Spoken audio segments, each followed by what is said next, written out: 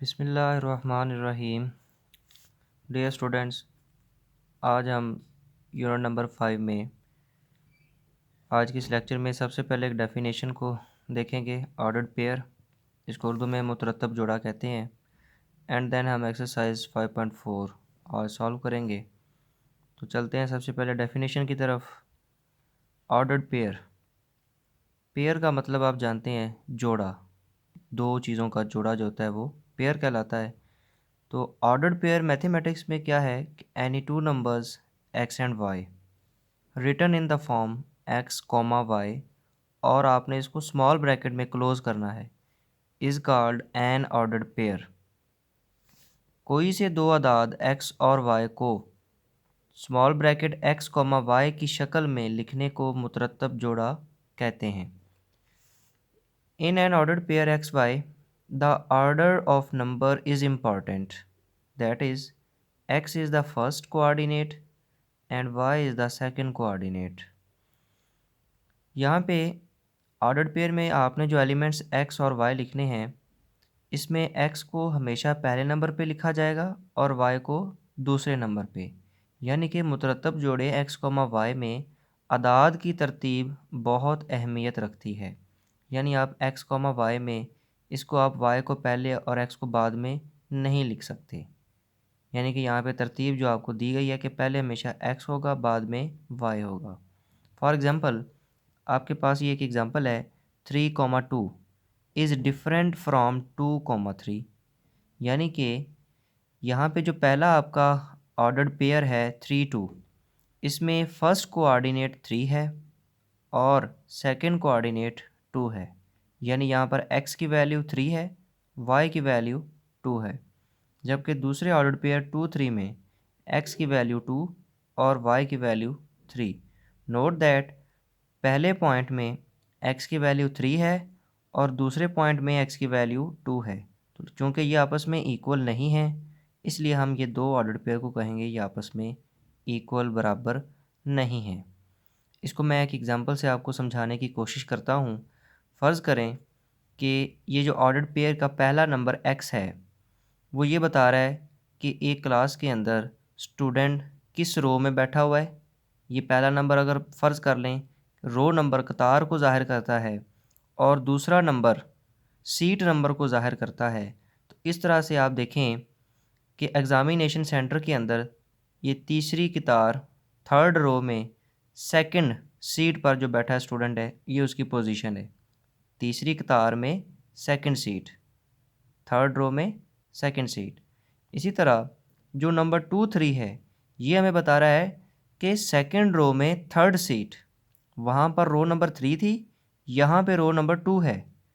तो आप देख सकते हैं कि ये एग्ज़ामिनेशन सेंटर में ये इन दो जो नंबर्स हैं, इनसे जो रिप्रेजेंट होगी सीट नंबर, तो वो डिफरेंट होगी।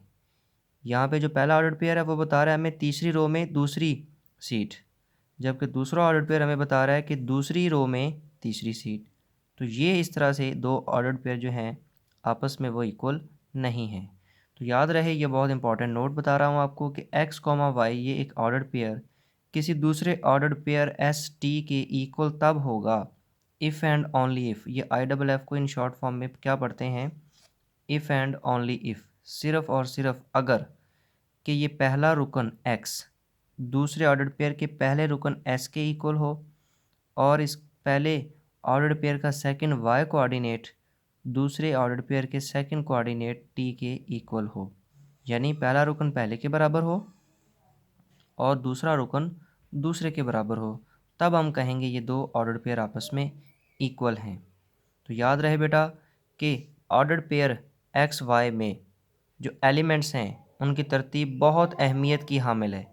यानी कि ऑर्डर पेयर का पहला जो कोऑर्डिनेट है वो हमेशा उसको हम एक्स कहेंगे और जो दूसरा कोऑर्डिनेट है उसको हम वाई कोऑर्डिनेट कहेंगे। और ज्योमेट्री में आप ये 9th क्लास में पढ़ के आए हैं, एक्स कोऑर्डिनेट को एब्सिसा कहते हैं और ऑर्डर्ड पेयर के सेकंड कोऑर्डिनेट वाई कोऑर्डिनेट को ऑर्डिनेट कहते हैं। आइए चलते हैं एक्सरसाइज 5.4 पे। स्मार्ट सिलेबस में क्वेश्चन नंबर 3 पार्ट नंबर 1 ये मैं आपको सॉल्व करवाऊंगा। तो क्वेश्चन क्या है, find A and B if ordered pair this is equal to this. यानी कि हमने इस क्वेश्चन में ए और बी की कीमतें मालूम करनी हैं, और ए और बी देखें यहाँ पे कहाँ पे आ रहे हैं, लेफ़्ट हैंड साइड में जो ऑर्डर्ड पेयर दिया गया आपको, उसका जो पहला एक्स कोऑर्डिनेट है उसमें क्या है a-4, और इसी तरह y कोऑर्डिनेट है b-2। तो ये हमने a और b की वैल्यूज़ फाइंड करनी हैं, जबकि ये ऑर्डर्ड पेयर इक्वल है 2, 1 के। तो चलते हैं सोल्यूशन की तरफ। सोल्यूशन में हमें ये एक ऑर्डर्ड पेयर और ये ऑर्डर्ड पेयर दिए गए हैं जो कि आपस में इक्वल हैं। तो हमने अभी ऊपर डेफिनेशन के बाद ये एक नोट पढ़ा था कि दो ऑर्डर्ड पेयर इक्वल तब होते हैं जब उन ऑर्डर्ड पेयर्स के फर्स्ट एलिमेंट भी इक्वल हों और उनके सेकंड एलिमेंट्स भी इक्वल हों। इसी चीज़ को हमने यहाँ पे यूज़ करना है बाय कंपेयरिंग द कोऑर्डिनेट्स। मुहद्ददात का मवाजना करने से, उर्दू में इनको कोऑर्डिनेट को मुहद्दद कहते हैं। तो बेटा यहाँ पे a-4 लेफ़्ट हैंड साइड में जो x कोऑर्डिनेट है वो किसकी वैल्यू है a-4, कॉमा से पहले ये पूरा x कोऑर्डिनेट है। तो ये किसके इक्वल होगा, राइट हैंड साइड में जो ऑर्डर्ड पेयर है उसका पहला x कोऑर्डिनेट है 2। तो यानी a-4 is equal to 2, and जो y कोऑर्डिनेट होगा b-2 इज़ इक्वल टू 1। तो अब आप इनको, ये दो इक्वेशंस बन चुकी हैं, इनको हमने सॉल्व करना है। हमने वैल्यू ऑफ ए फाइंड करनी है। ए को हम इधर ही लिखा रहने देंगे, 4 इधर माइनस हो रहा है तो इक्वेशन की उस तरफ जाएगा तो प्लस हो जाएगा, 2 + 4 का आंसर 6 आ जाएगा। इस तरह से ए की वैल्यू 6 आ गई। इसी तरह जब आपने इसका y कोऑर्डिनेट कंपेयर किया, मुवाजना किया, तो b-2 इज़ इक्वल टू 1 रखने से -2 को आप उस जानब ले जाएं तो प्लस हो जाएगा, क्योंकि इधर इक्वेशन की वो माइनस हो रहा है तो राइट हैंड साइड में प्लस हो जाएगा। 1 + 2 का आंसर 3 आ जाएगा। इस तरह से वैल्यू ऑफ b ये हमारे पास आ जाएगी 3।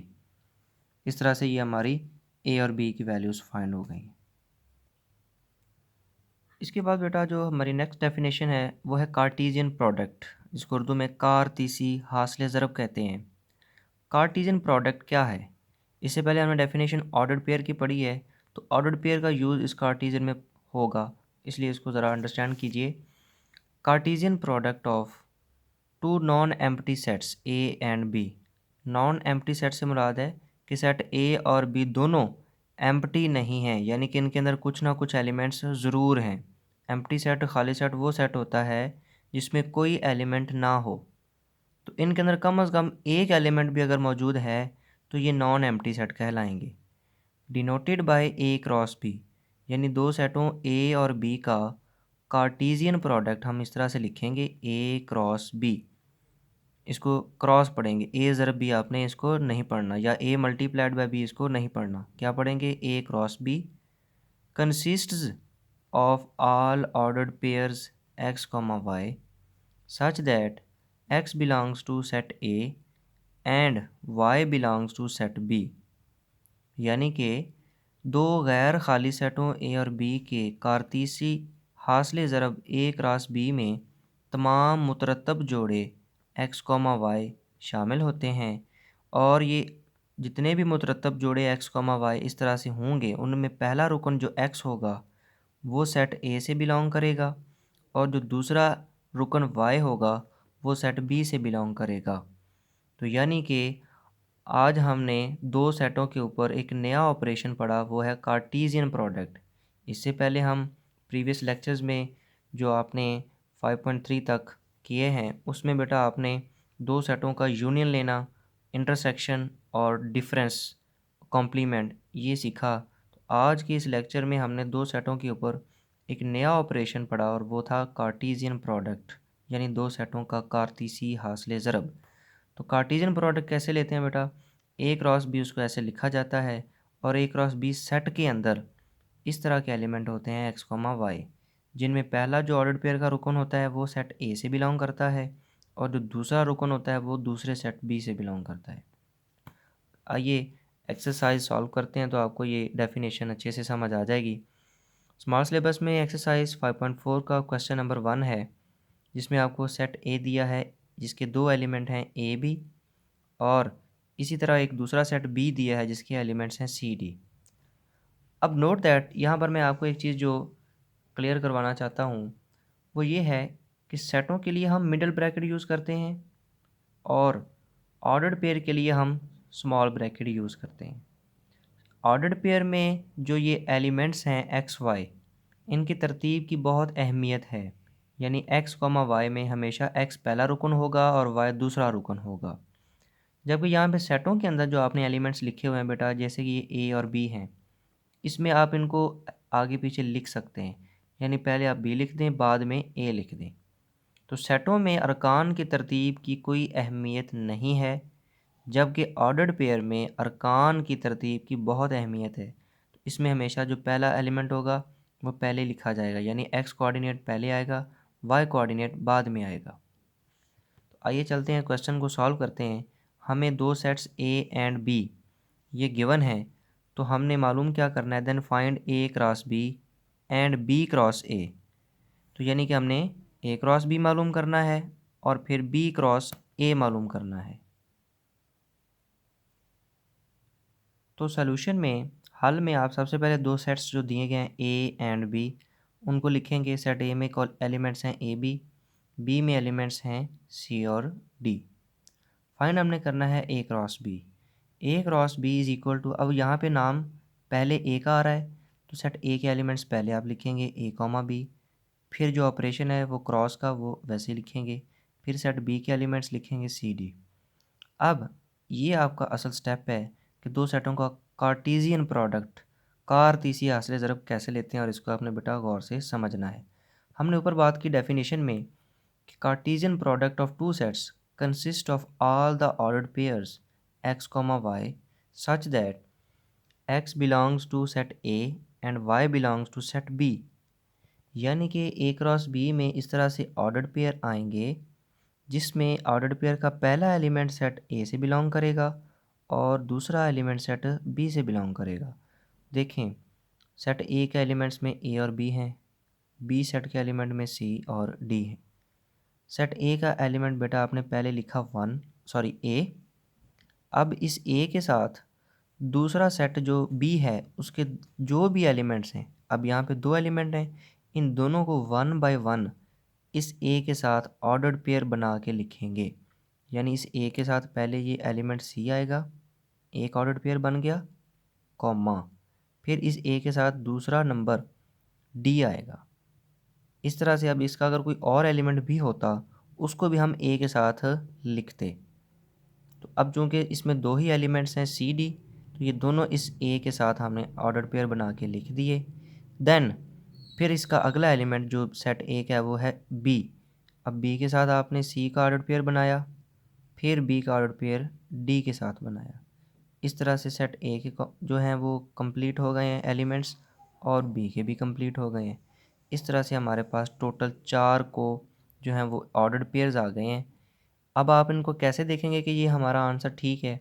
अब इसमें ये है कि आप सेट ए में देखें कितने एलिमेंट्स हैं, 2, बी में भी 2, इनको आप आपस में मल्टीप्लाई करें, 2 ज़रब 2 4, यानी कि ए क्रॉस बी में टोटल 4 एलिमेंट्स आने चाहिए।